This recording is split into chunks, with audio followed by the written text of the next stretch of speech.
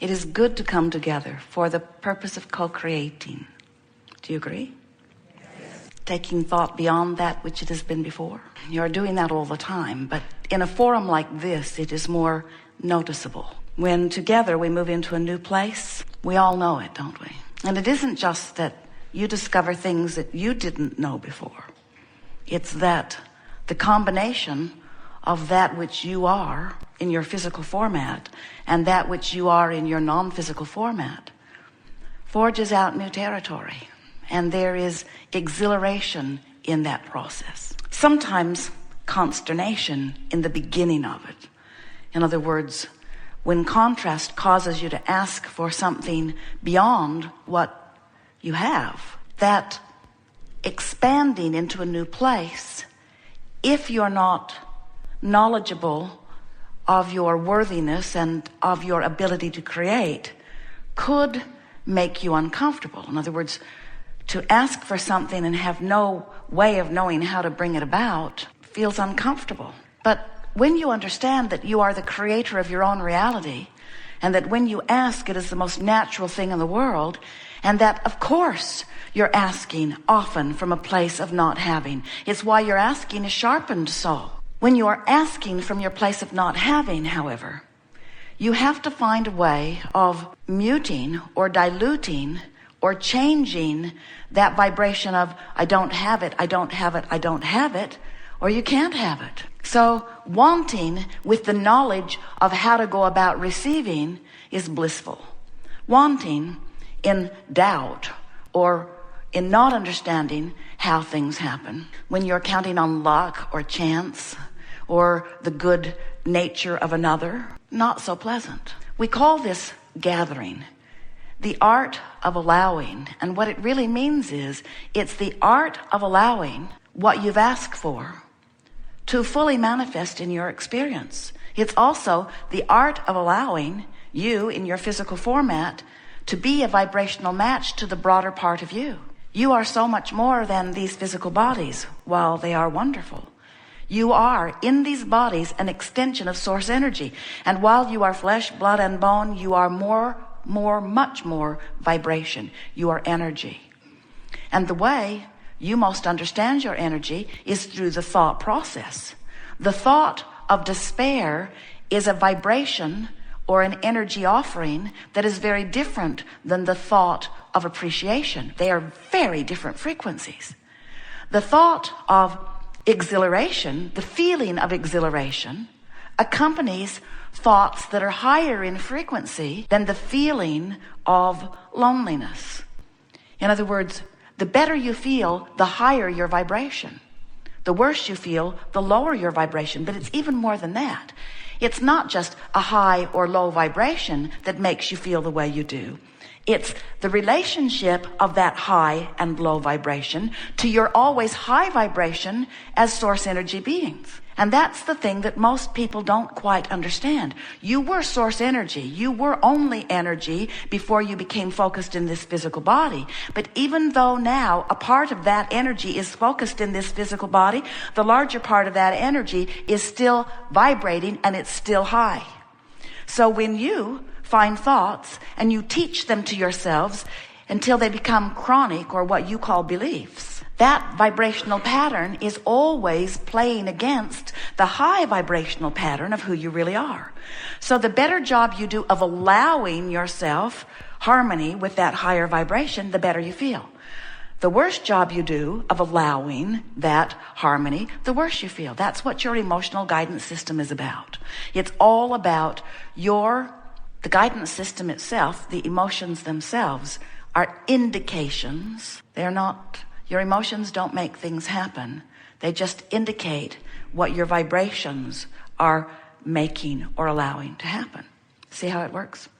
So if you are aware that you are source energy, and if you understand that source energy loves, and you have picked out some component of your society, maybe something up close and really personal, and you are not only not loving it, you are loathing it, that feeling of loathing, that feeling of hatred, that feeling of anger, those feelings, you know what we're talking about, you know how they feel.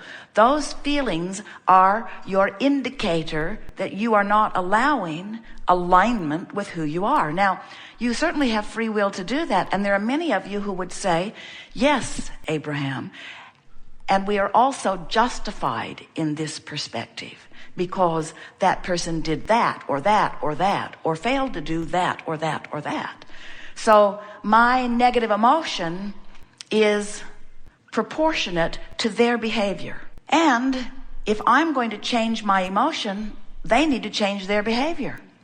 Because I'm just having a knee-jerk response to the way they're behaving. Well, those knee-jerk responses are tiring, aren't they? Because you can't control the world.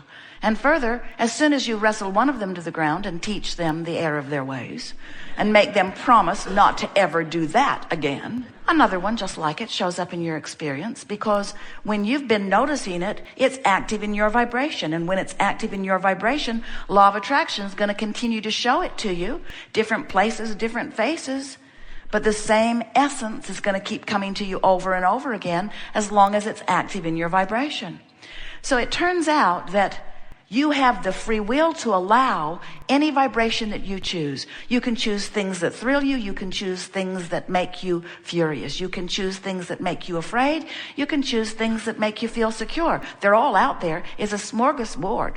It's a buffet of choices, and you have the free will to choose. We just want you to know that you have the free will to choose, and that you are choosing, and that the circumstances of any moment in time or any environment do not need to dictate your choices. You are smarter than that. You don't have to. That would be like turning on your television and seeing some movie that is really offensive to you. The chainsaw just chopped off another head, and it was painful to watch, but you just sit there and watch it anyway. Why are you watching that? It's on. But why are you watching that? Because it's happening in front of me. So I thought I should. Or Esther's favorite line, especially in the beginning, but Abraham, it's true. As if the truth of something is the appropriate criteria for why you would choose it. And we say there are so many things that are true. Pick the good feeling ones to focus upon. And people say, well, aren't we just putting our head in the sand? Aren't we ignoring? Won't things get worse if we don't find the things that are wrong and do something about it? And we say, it's perfectly appropriate to find the things that you don't think are right, to find the things that you would rather be different. That's step one of the creative process, in fact. You said, I'll go forth into this contrast, and from it I will decide. But so often, you long decide that you don't want this, which helps you to clearly decide that you do want this. And that's the point that you want to turn your attention to what you do want. We want you to decide to be more deliberate about what you give your attention to. Because when you decide what you'll give your attention to, then and only then will you consistently be a vibrational match. Will you consistently allow your alignment with who you really are? The source within you will not come into a lower vibration to join you in a thought. That's why you feel negative emotion. If when you got ornery, source would come and be ornery too, it wouldn't feel ornery, it would feel euphoric. Anytime you are in sync with source, you feel good. But source maintains the highest frequency it is found because source focuses, and you help source find higher and higher frequencies because you keep deciphering life and asking for more and more and more. So here's the whole process. You were non-physical energy before you came into this body, and a part of that non-physical energy focused into this body that you know as you. But even though you are here and you are you, the larger part of you, the source energy part of you, is still in non-physical, still offering that high, pure, non-resistant vibration. So here you are. As you explore the variety of what surrounds you, you know what you don't want, which causes you to know what you do want. And when you know what you do want, without knowing it, well, many of you now know it, but even if you don't know it, you emanate a rocket of desire, an equal, proportionate asking on the other end of what you don't want. That's what this contrasting experience does for all of us.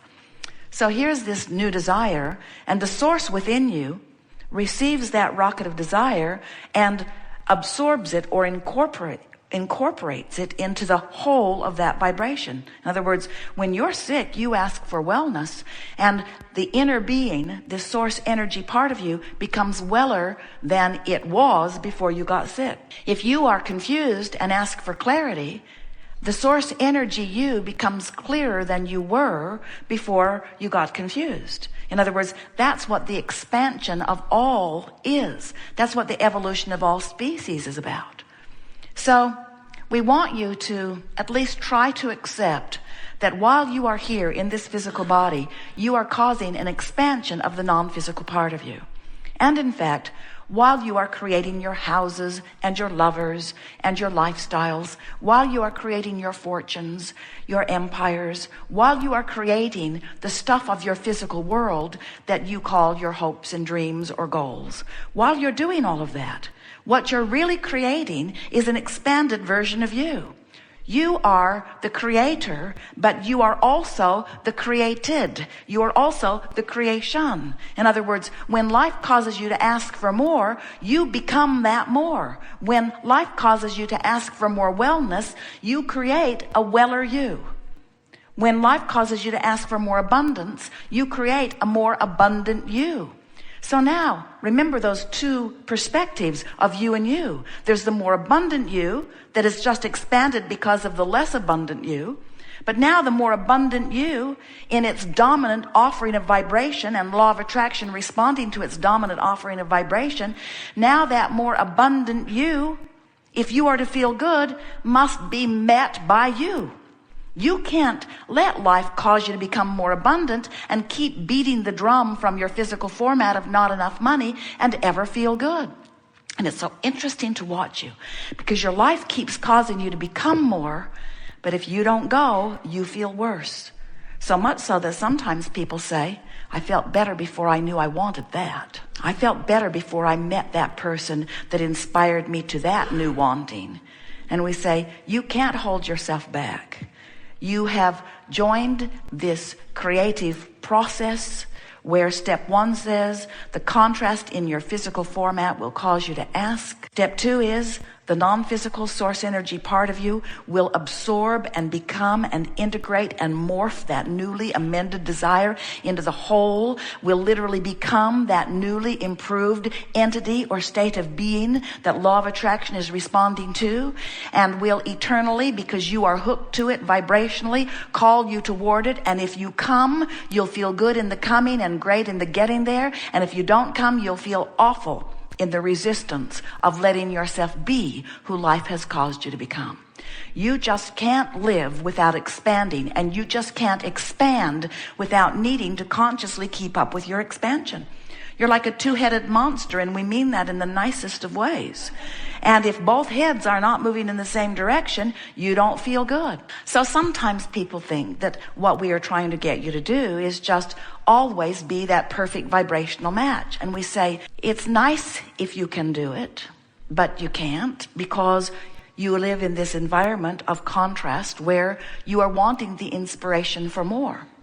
Some of you who have been listening to us for a while are beginning to understand that even in this non-physical beingness, there is still contrast which is causing expansion.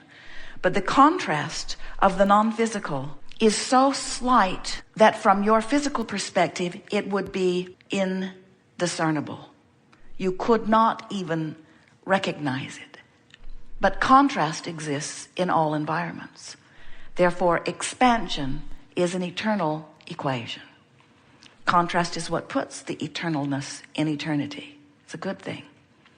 So step 1 is contrast causes you to ask. Step 2 is the larger part of you absorbs the new asking and becomes it. And as law of attraction responds to that powerful becoming, you have a choice about what you do with step 3. And step 3 is you must become a vibrational match to the newly expanded being that you have become if you are to feel good. You don't have to do it. You can hold yourself apart from it. You know people like that. People who hold themselves apart from their expansion are ornery. They're often overwhelmed. They are frequently frustrated. And if they have really been doing a good job of holding themselves apart from it, they're